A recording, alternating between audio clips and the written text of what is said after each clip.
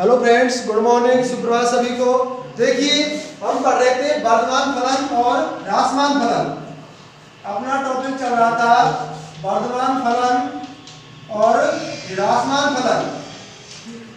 और इसमें आपने देखा था कि कोई फलन f(x) खुले अंतराल में वर्धमान कहलाता है यदि x1 का मान x2 से छोटा है, तो f(x1) का मान भी f(x2) से छोटा होना चाहिए।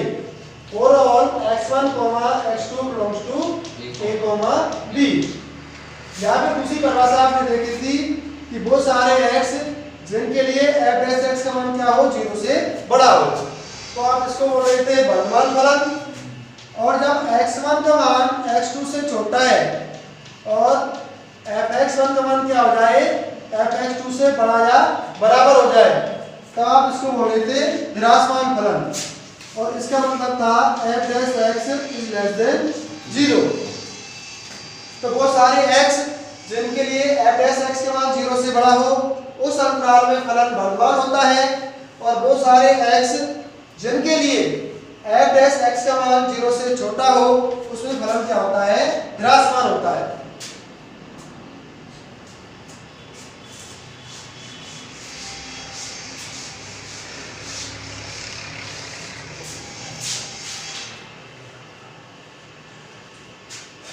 ये कराए सिद्ध कीजिए कि एग्जाम्पल नंबर 8, सिद्ध कीजिए कि फलन f(x) बराबर x³ minus 3x² plus 4x। f(x) बराबर x³ minus 3x² plus 4x क्या है, वर्धमान फलन है। वर्धमान फलन है। फलन f(x) x³ minus 3x² plus 4x क्या है, वर्धमान फलन है। आपको बताना है प्रत्येक वास्तविक संख्या के लिए क्या है, वर्धमान फलन है। तो इसका मतलब क्या है, जो f(x) है वो क्या होना चाहिए, ग्रेटर देन 0 होना चाहिए। For all x belongs to r के लिए ये बता रहा है कि सिद्ध करो कि ये फलन प्रत्येक वास्तविक संख्या के लिए क्या है, वर्धमान है। अर्थात आप कोई वास्तविक संख्या लीजिए, उसके लिए यदि आप प्रूव कर देते हो कि f(x) इज ग्रेटर देन 0, तो हम कह सकते हैं कि f(x) क्या है, प्रत्येक वास्तविक संख्या के लिए वर्धमान है। क्लियर है। तो अपना जो गोल है, अपना लक्ष्य क्या है, f(x) निकालेंगे। और यदि आप उसको 0 से बड़ा बना देते हो, तो फलन क्या हो जाएगा, वर्धमान फलन हो जाएगा। तो देखिए, सबसे पहले f(x) निकालो। f(x) तब कितना हो जाएगा, 3x² minus 6x plus 4। Clear है। अब देखिए, 3x² माइनस 6x प्लस 4 को लिख सकता हूं मैं 3 + 1। अब आप यहां से 3 कॉमन लीजिए, तो ये हो जाएगा x² minus 2x plus 1 plus 1। मैंने क्या किया है, इन 3 स्टेप में से क्या कॉमन ले लिया, 3 कॉमन ले लिया। तो आपका f(x) आ गया 3 × x - 1 का होल स्क्वायर प्लस 1। ये x - 2x किसका स्क्वायर बन गया, x - 1 का होल स्क्वायर बन गया। अब आप देखिए, एक कैसी संख्या है, धनात्मक संख्या है। एक कैसी है, +1 धनात्मक हो गई। 3 में कैसी है, धनात्मक है। और जब आप किसी संख्या का स्क्वायर करते हैं तो वो हमेशा क्या होती है, धनात्मक। दो धनात्मक संख्याओं का गुणा भी धनात्मक होता है। ये भी धनात्मक है, ये भी धनात्मक है, तो इनका योग भी क्या आएगा, धनात्मक आएगा। अर्थात पूरी संख्या क्या बन गई है, धनात्मक बन गई। तो आपका जो f(x) है वो क्या हो गया, 0 से बड़ा हो गया। तो f(x) क्या हो गया, 0 से बड़ा हो गया। अतः f(x) is greater than 0 for all x belongs to r। f(x) का मान क्या है, ग्रेटर देन 0 है सभी वास्तविक संख्याओं के लिए। तो आपका ये क्वेश्चन प्रूफ हो गया। क्लियर है?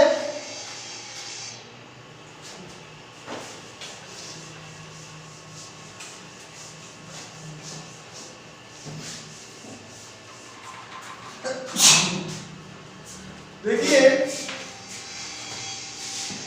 अभी हम पढ़ रहे थे वर्धमान फलन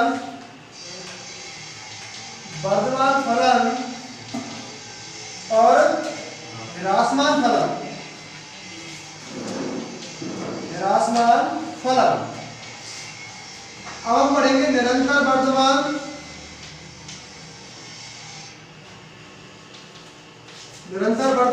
और निरंतर ह्रासमान। इसमें थोड़ा सा अंतर है, सिर्फ वर्धमान फलन और ह्रासमान फलन। तो अभी आपने देखा था जब फलन या तो x का मान बढ़ाने पर y का मान बढ़े या फिर कांस्टेंट रहे, तो दोनों स्थितियों में फलन को क्या बोलते थे? वर्धमान। लेकिन इसको आप वर्धमान फलन बोल सकते हो, निरंतर वर्धमान नहीं बोल सकते। निरंतर वर्धमान का मतलब होता है जैसे जैसे x बढ़ा रहे हो y का मान भी बढ़ना ही चाहिए, कहीं पे भी कांस्टेंट नहीं होना चाहिए, मतलब मान बराबर नहीं होना चाहिए, मतलब आपको कोई भी सीधी रेखा प्राप्त नहीं होनी चाहिए। इसका मतलब ये हुआ कोई फलन f(x) निरंतर वर्धमान कब होगा? जब x1 का मान x2 से छोटा है। तो f(x1) का मान क्या है? f(x2) से छोटा ही होना चाहिए। ये इक्वल टू का चिन्ह नहीं आता है। दोबारा से देखिए, जो वर्धमान फलन देख रहे थे उसमें इक्वल टू का चिन्ह आता है, जबकि निरंतर वर्धमान में इक्वल टू का चिन्ह नहीं आता है। क्लियर है?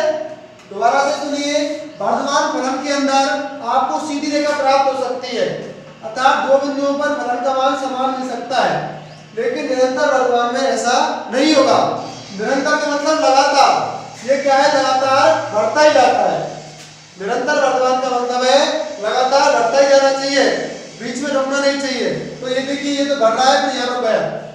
लेकिन जब लगातार बढ़ रहा है, अर्थात x1 का मान x2 से छोटा है, तो fx1 का मान fx2 से छोटा होना चाहिए, जबकि वर्धमान में तो या तो छोटा हो या फिर बराबर हो, यानी कि इक्वल टू का चिन्ह आ रहा है जब तो वर्धमान फलन, और नहीं है तो किसी परिभाषा बन जाएगी ह्रासमान।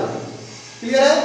तो इसको लिख लीजिए, देखो इसको एक बार टॉपिक डालेंगे, निरंतर वर्धमान फलन। निरंतर वर्धमान फलन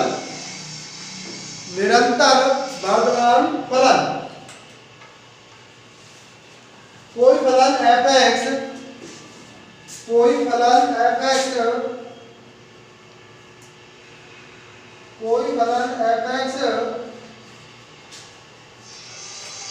खुले अंतराल a, b में कोई फलन f(x) खुले अंतराल a, b में निरंतर वर्धमान कहलाता है। कोई फलन f(x) खुले अंतराल a, b में निरंतर वर्धमान कहलाता है यदि x1 is less than x2,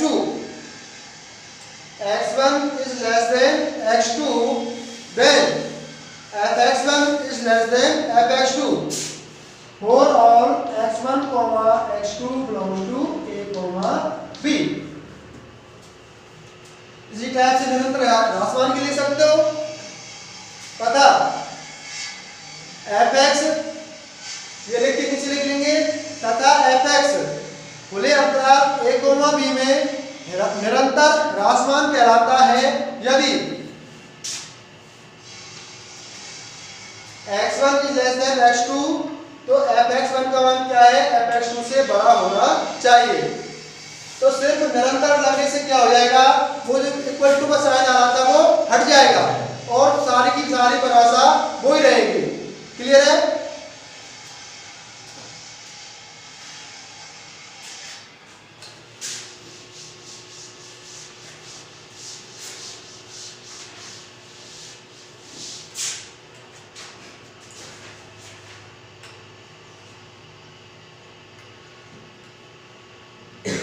देखिए एक क्वेश्चन 100% एग्जाम के अंदर आएगा, जो अभी करा रहा हूं आपको अंतराल ज्ञात करना होता है कि किस अंतराल में वर्तमान है और किस अंतराल में ह्रासमान है।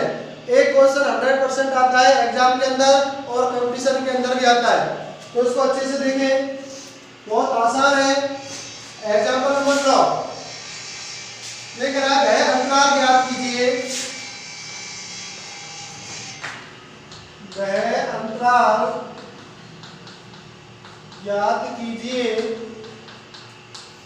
वह अंतराल ज्ञात कीजिए जिसमें फलन, वह अंतराल ज्ञात कीजिए जिसमें फलन f(x) बराबर -2x³ plus 3x² plus 12x plus 25। Number 1 वर्धमान और नंबर बी ह्रासमान। एक क्वेश्चन 100% आएगा ऐसा।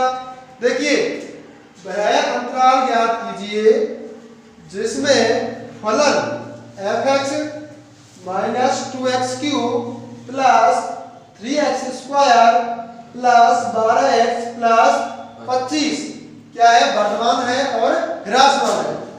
तो देखिए हम जानते हैं कि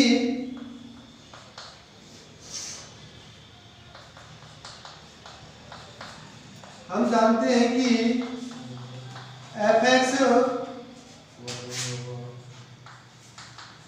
वर्तमान होगा यदि f(x) > 0। तो देखिए सबसे पहला काम तो होता है आपका f(x) निकालना। क्या निकालना? f(x) निकालना। तो f(x) निकालिए यहां से, क्या आएगा बताइए, f(x) बराबर हो जाएगा आपका -6x² plus 6x plus 12। Clear है? ये आ गया आपका f(x). अब क्या करना होता है आपको, सबसे पहला काम होता है f(x) निकालना। उसको किसके बराबर रखते हैं? 0 के बराबर। किसके बराबर रखते हैं? 0 के बराबर रखिए इसको। सबसे पहला काम क्या है? f(x) निकालना। बताओ सबसे पहला काम क्या है? f(x) निकालना। f(x) बताओ क्या है आपका? -6x² plus 6x plus 12। सबसे पहले निकालते हैं f(x). दूसरा काम है उसको 0 के बराबर रखो। क्या रख दिया आपने? 0 के बराबर रखते हैं। यहां से किसका मान निकालते हैं? x का। तो पहले तो इसमें x को भाग दे दो, तो ये कितना बन जाएगा? x² माइनस ऐसे मैंने भाग दे रहा हूं, x² माइनस x प्लस -2 = 0। मैंने पूरे समीकरण को किससे भाग दे दिया? -6 से। तो ये कट जाएगा, x² माइनस x माइनस 2 = 0। तो आप इसको लिख सकते हो x² minus 2x plus x minus 2 = 0। x common ले लिया, x माइनस 2 प्लस 1 कॉमन ले लिया, x माइनस 2 = 0। तो ये हो गया आपका x बराबर 2 और माइनस है। तो आपको x का मान कितने मिल गए? 2 मिल गया। x बराबर 2 आ गया और x बराबर -1। इनको आप क्या बोलते हैं? क्रांतिक बिंदु। क्रांतिक बिंदु बोलो या फिर चरम बिंदु बोलो, एक्सट्रीम पॉइंट। यदि आपको वर्धमान या ह्रासमान फलन का अंतराल ज्ञात करना हो तो सबसे पहले उस फलन का अवकलन करो, उसको 0 के बराबर रखो। 0 के बराबर रखने के बाद किसका मान निकालते हैं? x का। जो x के मान है वो क्रांतिक बिंदु या चरम बिंदु होते हैं। ये बाद में बताऊंगा कि क्रांतिक बिंदु और चरम बिंदु के बारे में। इसके बाद प्रश्नावली है, अगला पॉइंट बताऊंगा। सिर्फ अभी आप ये याद रखो कि इनको क्या बोलते हैं? क्रांतिक बिंदु। अब उसके बाद देखिए इनको क्या करते हैं, एक वास्तविक संख्या खींचते हैं, वास्तविक रेखा खींचते हैं, उस पर इनको क्रांतिक बिंदुओं को रखते हैं। क्रांतिक बिंदु एक तो आपका -1 हो गया और एक आपका 2 हो गया। क्लियर है? -1 और 2 क्रम से रखना है, पहले छोटा फिर बड़ा। क्लियर है? अब आपने जो वास्तविक संख्या है उसको 3 भागों में डिवाइड कर दिया। बताओ कौन कौन सा? एक तो माइनस अनंत से लेकर -1, एक -1 से लेकर 2 और एक 2 से लेकर प्लस अनंत। अब क्या करते हैं, एक बिंदु यहां से लेते हैं और यहां से आप कोई सा बिंदु ले सकते हैं अपनी स्वेच्छा से। माइनस अनंत से लेकर -1 के बीच में बहुत सारे पॉइंट हैं, उनमें से कोई सा चुनिए। आपको बहुत आसान पॉइंट चुनना होता है, जब आपको बिंदु रखना होता है इधर, तो क्या होता है आसानी रहेगी, तो इसलिए क्या करते हैं 0 मान लीजिए। सॉरी 0 तो इसके अंदर आएगा ही नहीं, -2 मान लीजिए। क्या मान लिया? -2। -2 आप यहाँ पर रखिए f(x) में, -2 रखो यहाँ पर। तो देखिए ये तो कितना हो जाएगा, क्या चुका 24, -24, ये क्या हो जाएगा, कहीं पे रख लीजिए कोई दिक्कत नहीं, यहाँ पर रख दो, चाहे कहीं पे रख सकते हो, यहाँ रखो सा यहाँ रखो। f(x) में रखना है आपको, किसमें रखना है f(x) में, ये तो f(x) के बराबर नहीं है, f(x) में रखना है आपको, इसमें जो मान रखना है वो यहाँ रखना है। तो बताइए x बराबर -2 रखो, तो f(-2) रखिए, कितना आएगा, ये काम सब रफ का है, किसका काम है, रफ का। तो ये तो हो जाएगा आपका -24 प्लस ये हो जाएगा -12 प्लस 12, तो ये क्या हो गया आपका <0। अरे 0 छोटा है ना, माइनस का है, तो ये हो गया आपका 0 से छोटा हो गया। अब -1 और 2 के बीच में रखो, 0 आती है, 0 रखने पर ये 0, तो क्या हो गया, ये पॉजिटिव हो गया। आप 2 से बड़ा कोई मान लीजिए, सपोज 3 ले लिया, हम 4 भी ले सकते हैं, 10 भी ले सकते हैं, लाख 2 लाख करोड़ कुछ भी ले सकते हैं, लेकिन वो मान रखना होता है ना, तो इसलिए आसान सा मान लेना होता है। 3 ले लिया आपने, तो देखिए 3 9 और 9 से की 54, -54 हो गए, ये 18 और 12 नेगेटिव भी आने वाला है, तो ये क्या आएगा, नेगेटिव आएगा। तो इसका मतलब ये हुआ, इसमें तो अंतराल की वैल्यू क्या है, f(x) 0 से छोटा है, इसमें बड़ा है और इसमें छोटा है। तो बताइए f(x) है,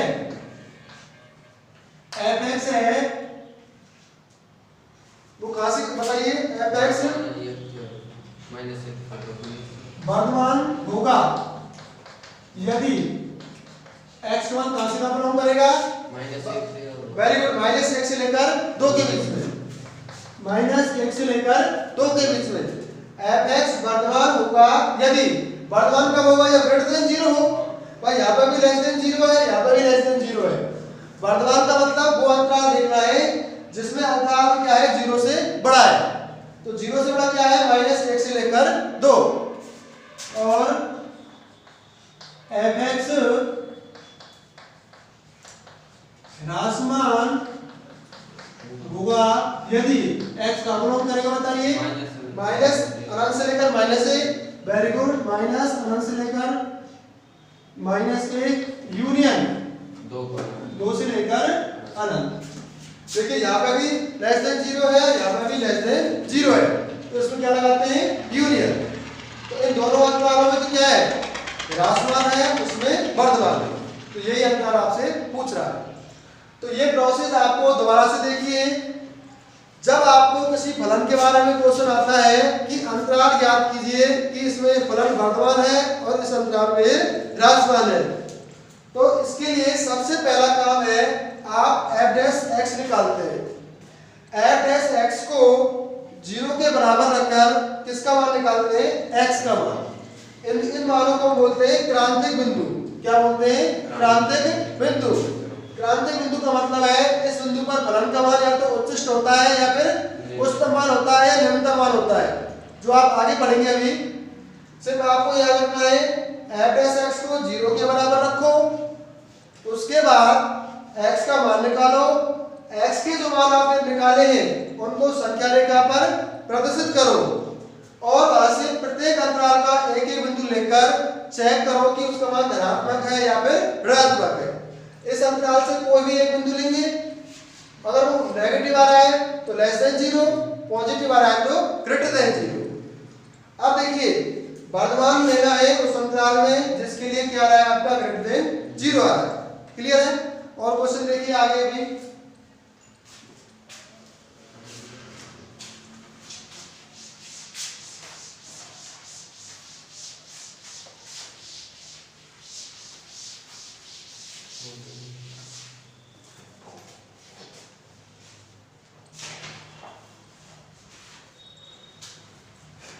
एग्जाम्पल नंबर 10, वह अंतराल याद कीजिए जिसमें फलन fx आपको दिया है sin x minus cos x और आपका x बिलोंग कर रहा है 0 से पाई। आपको 0 और पाई के बीच में बताना है कि किसमें से वर्धमान है और किसमें ह्रासमान है। तो देखिए हम जानते हैं सबसे पहले क्या निकालते हैं f डैश x। यदि आपको अंतराल का क्वेश्चन आ जाए तो हमेशा क्या निकालना है उसका अवकलन करना है। तो करिए f डैश x निकालिए, क्या आएगा sin x का अवकलन कितना हो गया cos x, cos x का sin x हो जाएगा और minus sin x, minus minus का हो जाएगा plus cos x plus sin x। उसको क्या करते हैं 0 के बराबर रखते हैं। सबसे पहले काम है f डैश x का निकालना, उसके बाद उसको 0 के बराबर रखना। यहां से किसका मान निकालेंगे x का, किसका मान निकालेंगे x का। x का मान कैसे निकालेंगे बताओ। इसको आपने 0 के बराबर रखा है तो किसी एक का पक्षांतर कर दो तो ये हो जाएगा आपका sin x बराबर minus cos x, cos x से भाग दे दो ये क्या जाएगा tan x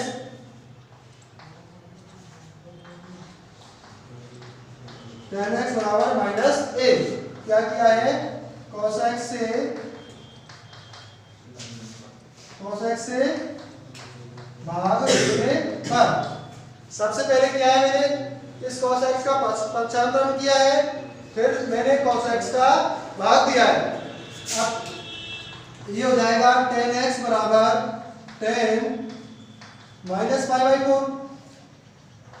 इसको बंद क्या लिख सकते हैं tan पाई बाई 4। तो ये हो जाएगा आपका tan x बराबर tan pi minus pi by 4। अरे इस माइनस को अंदर लेने के लिए क्या करेंगे पाई माइनस पाई बाई 4, क्योंकि दूसरे तत्वतांश में ये पाई माइनस पाई बाई 4 कहाँ है दूसरे में tan क्या होता है नेगेटिव होता है। तो ये दोनों बात एक ही चीज है। tan पाई माइनस थीटा क्या होता है माइनस tan थीटा। तो tan पाई माइनस थीटा किसके बराबर हो जाएगा माइनस tan थीटा। तो देखिए तो आपका x आ गया 3 पाई बाई 4, x क्या आ गया 3 पाई बाई 4। तो देखिए अब जो आप पहले पूरी रियल लाइन को डिवाइड कर रहे थे वो पूरी रियल लाइन नहीं करनी है, अब सिर्फ कौन सा डिवाइड करना है 0 से लेकर पाई वाला, क्योंकि ये बात ही सिर्फ 0 से लेकर पाई में कर रहा है। तो बताइए जो आपका अंतराल का है 0 से लेकर पाई, उसको आपके क्रांतिक बिंदु ने कितने भागों में डिवाइड कर दिया 2 भागों में। 3 पाई बाई 4 इधर होगा ना 3 पाई बाई 4। क्लियर है सबको। मैं ये कर रहा हूं आप जो वास्तविक अंतराल को डिवाइड कर रहे थे वो डिवाइड नहीं करनी है आपको फिक्स कर दिया अंतराल को 0 से पाई की बीच बात करनी है। कहां से कहा था कि 0 से लेकर पाई तक और आपको एक क्रांतिक बिंदु मिला है x बराबर 3 पाई बाई 4। अब आप देखिए 0 से पाई के अंदर आपको 0 से पाई में आपको 2 भागों में डिवाइड हो गया है, एक तो 0 से लेकर 3 पाई बाई 4, एक 3 पाई बाई 4 से लेकर पाई। अब एक बिंदु आपको यहां से रखना है और एक बिंदु आपको यहां से रखना है, किसमें f डैश x में। 3 पाई बाई 4 का मतलब बताओ कितना है। 3 पाई बाई 4 का मतलब होता है 3 इंटू 180 बटे 4। तो ये हो गया आपका 4 चौका 16 और 4 पंजे 20, यानी कि 5 से 15 हासिल 1 4 तिया 12 और 1 13। यानी कि 135 डिग्री। तो आप एक ले सकते हो π/2, क्या ले सकते हो π/2, इन दोनों के बीच में आएगा। और बताओ एक क्या ले सकते हो, कुछ भी ले लेना, इसके बीच में पहले π/2 रखो। आप एक बार π/2 रखिए, π/2 आप यहाँ रखोगे तो बताओ ये क्या आएगा, ये 0 हो जाएगा, ये आपका 1 हो गया, यानी कि ग्रेटर देन 0 आएगा। और जब इसके अंदर आप यहाँ से कोई भी पॉइंट लीजिए, कुछ भी लीजिए, सपोज आप क्या लेते हो, आप लेके देखना, खुद करना, यहाँ से कोई पॉइंट लेके देखना, क्या आएगा, लेस देन 0 आएगा। तो बताइए 0 से लेकर 3π/4 में तो क्या है, फलन वर्धमान, और 3π/4 से लेकर पाई में क्या है, ह्रासमान। एक पॉइंट लेना यहाँ से 135 डिग्री और 180 डिग्री के बीच में, कुछ भी ले लेना, उसको आप यहाँ रखेंगे तो क्या आएगा, नेगेटिव आएगा। क्लियर है? तो ये 0 से लेकर 3π/4 में तो क्या है, वर्धमान है, और 3π/4 से लेकर पाई में क्या है, ह्रासमान है।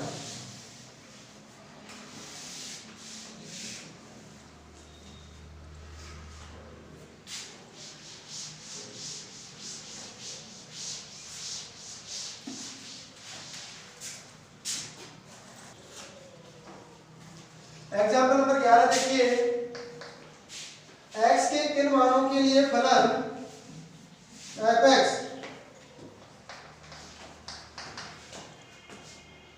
दिया है x/1 + x²।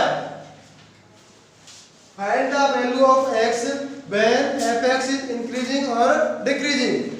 आपको यह बताना है कि x के किन मानों के लिए फलन fx वर्धमान है और किन के लिए ह्रासमान है। तो सबसे पहला काम क्या है बताओ, f' निकालना। आपको जो तरीका बता रहा हूं उसी से करना है। जब आपको ये पूछ रहा है कि किस अंतराल में वर्धमान है, किस अंतराल में ये ह्रासमान है, तो सबसे पहला काम होगा उसका अवकलन अर्थात f' की वैल्यू निकालना। तो ये हो जाएगा f' बराबर, ये क्या हो गया, फर्स्ट बटे सेकंड, बाउंड्री लगानी है। तो ये हो गया हर स्थिर अंश का अवकलन a माइनस हर स्थिर अंश का अवकलन माइनस अंश स्थिर हर का अवकलन। ये हो जाएगा आपका x × 2x बटे हर का स्क्वायर 1 + x² का होल स्क्वायर। क्लियर है? देखिए आपको पूछ रहा था कि x के किन मानों के लिए फलन वर्धमान है और किन के लिए ह्रासमान है। तो सबसे पहला आपका काम है f' निकालना। तो ये आप निकालते हो बाउंड्री से, हर स्थिर अंश का अवकलन माइनस अंश स्थिर हर का अवकलन बटे हर का स्क्वायर। उसके बाद इसको किसके बराबर रखते हैं, 0 के बराबर। तो ये हो जाएगा आपका 1 + x² माइनस 2x² बराबर 0। ये तो 0 ही हो जाएगा। तो बताइए ये हो गया आपका 1 - x² बराबर 0। इसको आप लिख सकते हो x बराबर a। तो आपका x का मान कितना आ गया, x बराबर आ गया ±a। क्लियर है? सबसे पहला काम है 1 - x² को 0 के बराबर रखा, तो यहां से x का मान कितना आ गया, +-a। f' निकाला, 0 के बराबर रखा, x का मान आ गया। फिर कहां पर रखेंगे इसको, संख्या रेखा पर। कहां पर, संख्या रेखा पर। ये आपका -1 और ये आपका 1। क्लियर है? तो आपने जो वास्तविक रेखा है उसको 3 भागों में डिवाइड कर दिया। एक तो -अनंत से लेकर -1, दूसरा पार्ट हो गया आपका -1 से लेकर a, और तीसरा पार्ट हो गया आपका 1 से लेकर अनंत प्लस अनंत तक। अब आप क्या करेंगे, एक मान आप यहां से लेंगे, एक वैल्यू आप यहां से लेंगे और एक वैल्यू आप यहां से लेंगे। क्लियर है? गुलाब जी के नंबर है, वो बोल रहा गुलाब। हाँ भाई देखिए, तो आपने क्या कर दिया, इस वास्तविक रेखा को 3 भागों में डिवाइड कर दिया। एक अंतराल हो गया आपका -अनंत से लेकर -1, दूसरा पार्ट हो गया -1 से लेकर 1, और तीसरा पार्ट हो गया 1 से लेकर अनंत। क्लियर है? अब आप एक मान यहां से रखेंगे, सपोज आपने क्या ले लिया -2, कुछ भी ले सकते हैं। एक पार्ट यहां से ले लिया आपने 0 ले लिया, एक आपने क्या ले लिया 2 ले लिया। अब इसको कहां पे रखेंगे f डैश x में रखेंगे। तो देखिए, और आपका f डैश x क्या है बताओ? f डैश x है आपका 1 माइनस एक्स स्क्वायर बटे 1 प्लस एक्स स्क्वायर का होल स्क्वायर। यही तो है ना, तो सॉल्व करेंगे तो। अब देखिए x बराबर -2 रखो, इसमें तो रखने से कोई मतलब ही नहीं है, क्यों? तो ये तो हमेशा क्या आएगा धनात्मक आएगा, ये तो हमेशा धनात्मक रहेगा ना। तो 1 माइनस एक्स स्क्वायर में -2 रखो तो ये कितना हो जाएगा 1 माइनस 4 यानी कि -3। तो इस चिन्ह कैसा आएगा? ये ऋणात्मक आएगा। 0 रखो तो ये कितना आ जाएगा धनात्मक हो जाएगा। तो ये हो गया आपका ग्रेटर देन 0 हो गया। उसके बाद आप 1 से बड़ा कोई मान लीजिए, 2 ले लिया आपने सपोज, तो 1 माइनस 4 फिर भी क्या आएगा ऋणात्मक आएगा। तो ये भी क्या हो गया आपका ऋणात्मक हो गया। तो देखिए माइनस अनंत से लेकर -1 तो ऋणात्मक है, और -1 से लेकर 1 में क्या है धनात्मक है, 1 से लेकर प्लस अनंत में क्या है फिर धनात्मक है। तो f(x) वर्धमान है यदि x का गुणन कर रहा है इसके अंदर, यानी कि -1 से लेकर 1 के बीच में, और f(x) ह्रासमान होगा यदि x का गुणन करेगा, बताइए माइनस अनंत से लेकर -1 यूनियन 1 से लेकर प्लस अनंत। तो इन दोनों अंतरालों में तो क्या है ह्रासमान है, इसमें क्या है वर्धमान है। क्लियर है? तो इस प्रकार से आप अंतराल ज्ञात कर सकते हो कि किसमें फलन वर्धमान है और किसमें ह्रासमान है।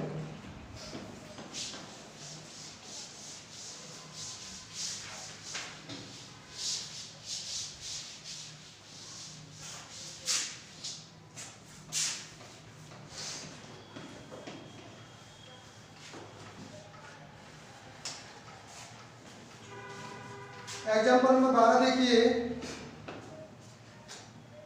एग्जाम्पल नंबर 12 का आपको फर्स्ट पार्ट सेकंड पार्ट स्वयं को करना है, मैं तीसरा पार्ट बता रहा हूं आपको दिया है x+1 का होल क्यूब और x-3 का होल क्यूब। आपको f(x) दिया है, ये आपको बताना है कि किस अंतराल में वर्धमान है और किस अंतराल में ह्रासमान है। तो सबसे पहला काम क्या बताओ, f(x) निकालना। कौन सी विधि लगाएंगे? पूरा विधि। फर्स्ट स्टेप सेकंड का अवकलन 3x-3 का स्क्वायर। फर्स्ट स्टेप सेकंड का अवकलन प्लस सेकंड स्टेप फर्स्ट का अवकलन 3x+1 का whole square. First step second का अवकलन प्लस सेकंड स्टेप फर्स्ट का अवकलन। इसको किसके बराबर रखते हैं? 0 के बराबर। अब देखिए यार क्या कॉमन ले सकते हो सब में से 3, क्या कॉमन आ रहा है इसमें से 3x+1 का होल स्क्वायर और x-3 का होल स्क्वायर। तो ये आ गया आपका, यहाँ क्या बचेगा x+1 और इधर क्या बचेगा x-3। ये हो गया आपका बराबर 0।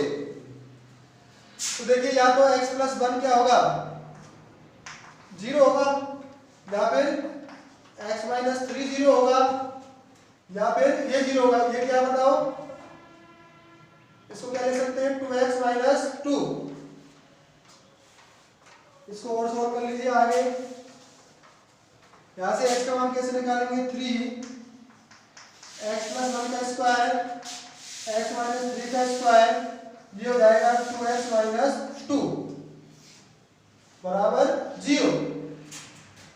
यहां से 2 कॉमन ले लीजिए तो ये हो जाएगा 6 x+1 का स्क्वायर x-3 का स्क्वायर और x माइनस 1 इंटू 0। क्लियर है सभी को? सबसे पहले क्या काम किया है, फर्स्ट स्टेप सेकंड का अवकलन प्लस सेकंड स्टेप फर्स्ट का अवकलन। उसके बाद इस पूरे कोष्ठक में से, पूरे व्यंजक में से क्या कॉमन लिया है, 3x प्लस 1 का स्क्वायर x माइनस 3 का स्क्वायर। तो यहाँ बचेगा x प्लस 1, यहाँ बचेगा x माइनस 3। इसको सॉल्व करेंगे तो देखिए x plus x 2x minus 3 plus 1 कितना हो जाएगा, -2। इसमें से मैंने 2 कॉमन ले लिया है, इनको दोनों को ऐसे कैसे रखा है, 2 कॉमन लिया तो 3 क्या हो जाएगा, 6 हो जाएगा। x प्लस 1 का स्क्वायर x माइनस 3 का square x minus 1 equal to 0। ये आपको पता ही है, इन तीनों का गुना 0 है, या तो ये 0 होगा या ये 0 होगा या फिर ये 0 होगा। यदि ये 0 हुआ तो x मान कितना आ जाएगा, -1। इसको 0 के बराबर रखेंगे तो x कितना आएगा, 3। और इसको 0 के बराबर रखेंगे तो x बराबर 1। इसको 0 रखेंगे तो -1, इसको 0 के बराबर रखेंगे तो 3, इसको 0 के बराबर रखेंगे तो 1 आएगा। अब आपने रियल लाइन को, तो आपको 3 बिंदु आगे, कितने बिंदु आगे, 3। आपको 3 क्रांतिक बिंदु मिल गए, x बराबर -1, 1 और 3। इनको क्या करते हैं, संख्या रेखा पर प्रदर्शित करते हैं, -1, 1 और 3। अब आपने जो संख्या रेखा है वो 4 भागों में डिवाइड हो गई।